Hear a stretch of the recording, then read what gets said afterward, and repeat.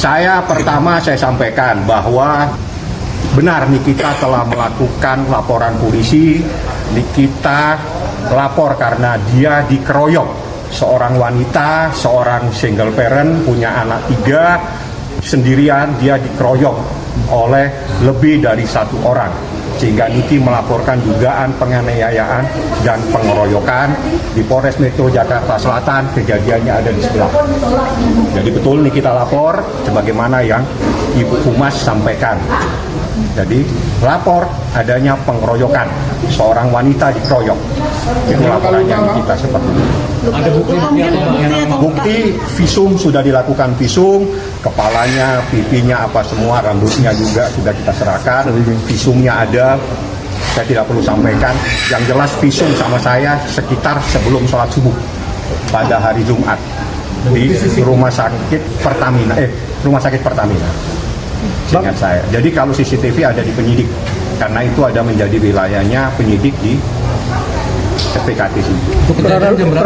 Jam kejadian yang jelas hari Jumat dini hari sekitar jam 2, jam 3, saya lupa jamnya. Ya antara hari itulah. Jadi saya tidak bisa pastikan daripada saya salah antara Kamis tengah malam menjelang Jumat dini hari. Bang, kronologi pengeroyokannya gimana Bang? Bang, kronologi dugaan pengeroyokannya seperti apa Bang? Itu nanti Nikita jelaskan pada saat dia diperiksa hari Jumat pagi itu dia sudah sampaikan dan videonya ada sama saya. Pada saat saya minta dia mencoba untuk menjelaskan bagaimana dia dikeroyok.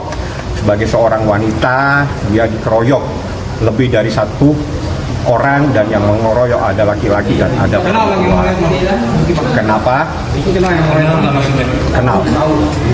Kenal tapi tidak mempunyai hubungan keluarga. Alasan pengeroyokan itu apa Bang? Alasan pengeroyokannya apa Bang? Saya tidak tahu alasannya apa. Yang jelas itu adalah dalam proses.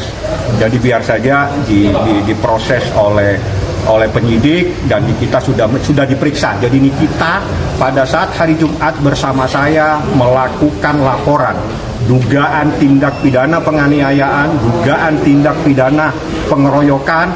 Pada saat setelah dia diperiksa membuat laporan dengan saya, dengan tim saya, dia ke rumah sakit untuk dilakukan visum, ditemukan ada di kepala, ada di pipi dan sebagainya. Itu adalah bagian dari visum. Saya tidak boleh jelaskan, tapi itu adalah bagian dari adanya peristiwa dugaan tindak pidana. Ada memar, ada benjol dan sebagainya.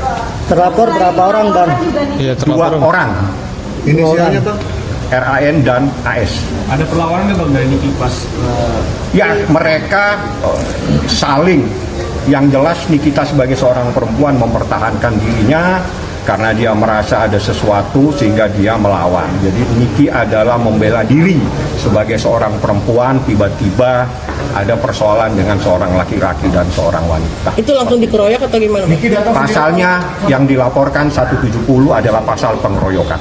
Bang, Niki datang sendiri atau Rame-rame Bang. siapa Bang? Kemarin pas hari malam itu Bang. Malam itu Bang.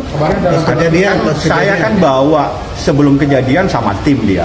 Niki kan pasti sama timnya. Setelah itu saya datang. Setelah itu ada kejadian, kita minta supaya ada CCTV biar diserahkan ke penyidik. Kejadiannya seperti apa, Niki lapor, Niki minta visum.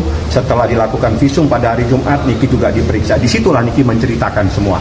Apa yang diceritakan Niki adalah bagian dari proses pemeriksaan, tidak boleh saya sampaikan. Yang jelas ada seorang wanita yang dikeroyok lebih dari 1 orang. Bang, dalam rangka apa Niki pagi-pagi ke Polres Jaksel Bang? Tidak perlu saya jelaskan, Anda lebih tahu ada apa pada hari Jumat. Bang, tapi kan selain melaporkan itu juga dilaporkan Bang atas Ya itu silakan kalau mau lapor, yang jelas Niki dikeroyok dan itu laporannya ada buktinya, ada CCTV-nya. Orang lain melapor di Indonesia itu adalah hak untuk membuat laporan di kantor. Kapan Niki akan diperiksa? Yang jelas Niki sudah diperiksa. Pada hari Jumat Niki sudah dimintain keterangan, sudah dilakukan visum dan juga sudah diperiksa. Artinya dimintain keterangan dan visum. Kapan akan dipanggil lagi Bang? Itu panggil lagi urusannya penyidik. Bang, mengenai yang Niki dilaporkan oleh RAN mengenai pengeroyokan itu Salah Anda. Anda baca dulu sebelum Anda tanya saya. Penganiayaan. Penganiayaan. Nah, jadi Seperti apa, Bang? supaya tanya itu jangan nanti Anda salah. Laporannya penganiayaan, tapi Niki melaporkan pengeroyokan. Ya, seperti apa bang? Itu apakah Saya tanya kepada yang lapor. Saya kuasa hukum Niki, saya hanya menjelaskan yang Niki laporkan. Seperti itu biar fair. Yang jelaskan biar sesuai dengan kapasitasnya masing-masing. Kondisi Niki sehat ini Niki dalam keadaan sehat, memang ada beberapa rambut yang sempat rontok bahasanya ya. Dan itu adalah, saya nggak tahu lah harus menjelaskan seperti apa, itu bagian dari proses pemeriksaan. Bang, buka nggak bang? Didapat oleh Niki apakah ini dampak dari Loli kabur dari Safe House bang? Saya nggak boleh jelaskan. Itu kan pertanyaan ada di berita acara pemeriksaan. Bang, tapi ini Alasan Loli sendiri kabur dari Sepos kenapa tuh bang? Tanya yang Dinas Perlindungan Perempuan dan Anak. Loli mengaku nggak pernah dijenguk, mungkin abang boleh komentar. Iya bang. Kenapa? Loli mengaku nggak pernah dijenguk bang. 5 bulan mungkin tidak pernah didampingi juga katanya. Kata apa? Kata siapa? Kata Loli bang, kata Loli waktu di video itu. Anda tanya ke Dinas, jangan ke saya. enggak, Jadi apakah tanya ke Dinas bagaimana kejadiannya. Bang, apakah benar Niki nggak pernah jenguk bang? Saya tidak pernah tanya, tidak ada kaitannya dengan persoalan. Jadi yang saya tanya persoalan hukum sama dia. Kalau urusannya di Dinas Perlindungan Perempuan dan Anak, tanya ke dia apa yang terjadi dan sebagainya. Terkait Loli mau diadopsi bang? Si Loli, Laura juga saat di rumah Safe House ada penyidik laki-laki gimana nih bang? Di mana? Bukan saya. Nggak mungkin Anda salah. Jadi Di rumah sakit. tanya ke rumah sakit. Gitu aja, simpel saya. Kejadian di rumah sakit, tanya siapa yang membawa ke rumah sakit. Kalau kejadiannya di Dinas Perempuan, tanya ke saya, jangan ke saya. Saya pengacaranya Niki, yang saya tahu di sini saat dia membuat laporan polisi. Tapi setahu abang Niki pernah jenguk bang selama 5 bulan itu. Nanti saya tanya Niki kalau dia ketemu saya. Saya belum ketemu lagi sejak hari Jumat. Tapi bang beberapa waktu lalu kan sempat dibilang bahwa hubungan antara Niki dengan LM itu baik-baik saja, tapi ternyata kan kemarin sempat itu gimana sih bang? Saya tidak bisa menjelaskan sesuatu yang tidak ada dalam cerita dari Nikita Mirzani. Nikita Mirzani nggak ada masalah ya sudah. Itu yang saya harus percaya. Bang, kalau versi kita berarti yang duluan siapa bang? Pihak rapot atau yang Kenapa? memulai duluan? Itu BAP. Oh, iya. Tapi bang sangat disayangkan nggak sih harus ada perseteruan ini bang antara anak sama ibu gitu? Nah, itu nanti itu bagian dari persoalan.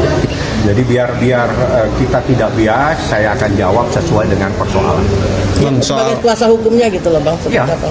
dia yang mana ini? Kan banyak sekali. Yang antara ibu dan anak ini bang. Ya kan tidak ada persoalan, itu hanya kesalahpaham, itu biasa lah. Kalau misalnya itu ribut-ribut ya sudah, gitu loh. Yang jelas ibu pada saat itu mencarikan keadilan buat anaknya. Bang, Niki udah jenguk di RS Polri bang. Kenapa? Yang dia ada di sana Niki tidak tahu. Jadi Niki nanti itu urusan lain. Saya akan tanyakan kepada Nikita seperti apa. Tapi Niki ada niat untuk menjenguk Loli sendiri bang. Nanti saya tanya, sebentar lagi saya telepon Niki, hasil teleponnya saya sampaikan. Bang, tapi Loli nggak mau dijenguk sama Niki. Saya harus minta izin sama yang punya anak. Yang punya anak namanya Nikita Mirzani. Jadi kalau saya tanpa izin dari Nikita Mirzani tidak mungkin saya bisa menjenguk. Bang, tanggapan abang dengan dari pihak Bang Rasman yang ikut andil untuk ini seperti Tanya ke penyidik.